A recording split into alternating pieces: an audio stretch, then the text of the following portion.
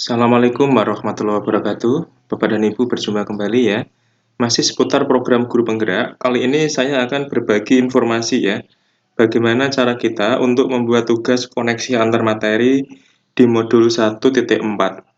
Intinya adalah kita nanti akan diminta untuk membuat dua tugas ya, atau menjawab dua pertanyaan. Yang pertama adalah menjawab pertanyaan yang ada di LMS, dan yang kedua adalah membuat rancangan tindakan untuk aksi nyata.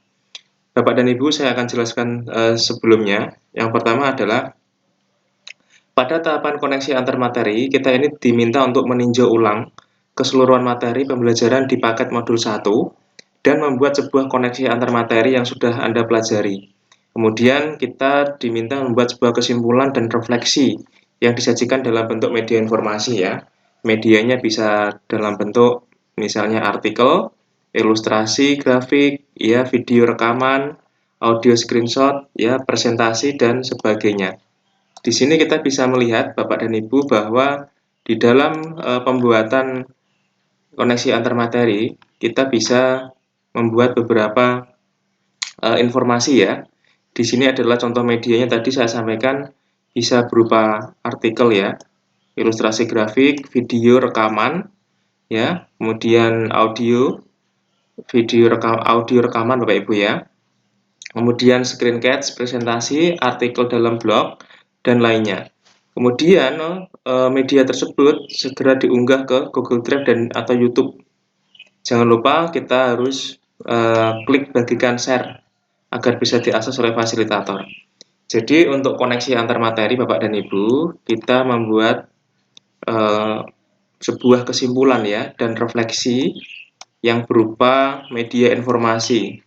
Ya, bentuknya tadi ini ya, bisa berupa artikel, ilustrasi dan sebagainya, kemudian diupload ke Google Drive atau YouTube, dan jangan lupa settingnya adalah setting share ya, share agar bisa dilihat oleh fasilitator. Tentunya nanti untuk settingan share-nya adalah publik ya Bapak Ibu ya, viewer untuk publik. Kemudian untuk penjelasannya Bapak dan Ibu, di sini ada panduannya.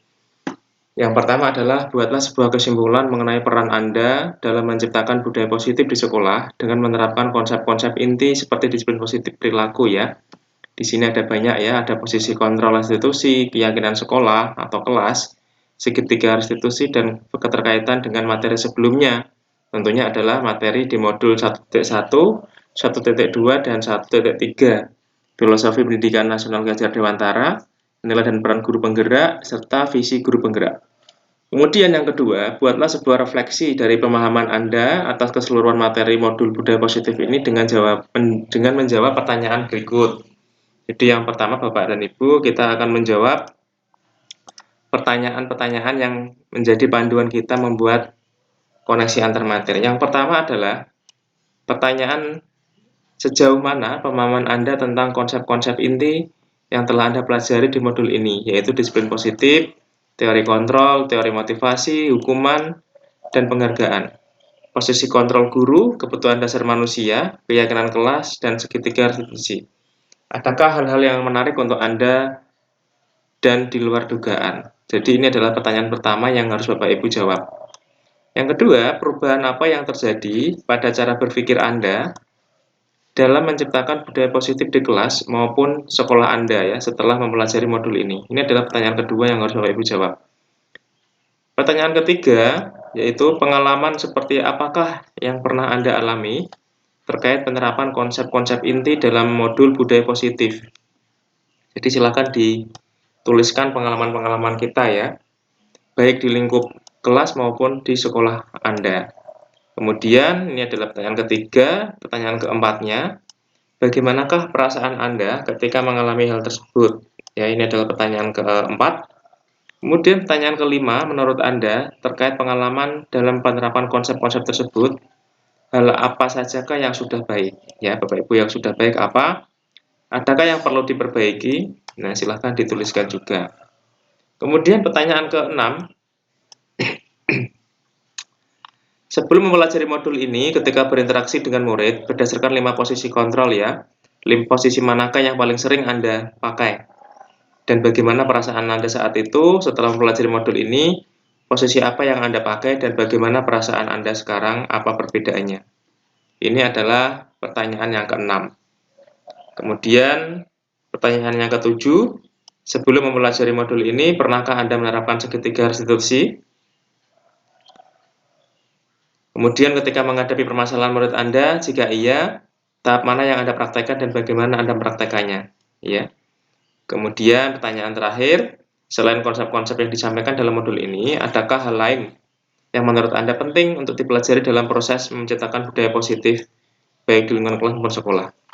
Bapak Ibu, ini adalah beberapa pertanyaan yang harus Bapak Ibu jawab ya, untuk melengkapi tugas di koneksi antar materi modul 1.4. Kemudian yang berikutnya adalah kita diminta untuk membuat rancangan tindakan aksi nyata ya, menggunakan rancangan ini. Kemudian Bapak Ibu bisa membuatnya menggunakan Word ya, Microsoft Word. Jadi silahkan Bapak Ibu membuat rancangan tindakan aksi nyata. Di sini ada judulnya, kemudian di sini ada nama peserta. Ya, judulnya tentunya adalah koneksi antar materi modul 1.4, kemudian judulnya apa, latar belakangnya apa Bapak Ibu ya, apa yang mendasari Anda membuat rancangan tindakan ini, tujuannya juga disampaikan, apa dampak pada murid yang ingin dilihat dari rancangan tindakan ini, kemudian tolak ukurnya apa, bukti apa yang dapat dijadikan indikator bahwa tindakan ini berjalan dengan baik.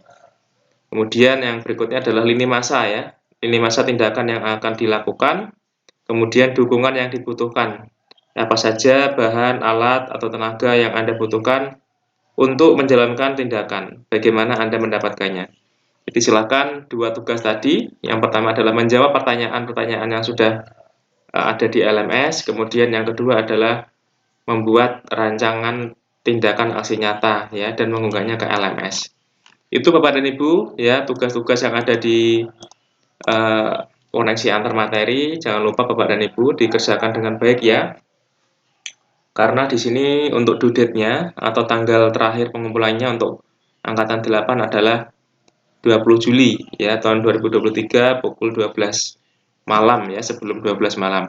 Bapak Ibu, demikian informasi dari saya, dan jangan lupa Bapak Ibu nanti cek ya di LMS CGP masing-masing ada rubrik penilaiannya. Ya, jangan sampai Bapak Ibu membuat jawaban, membuat tugasnya tanpa memperhatikan rubrik penilaian.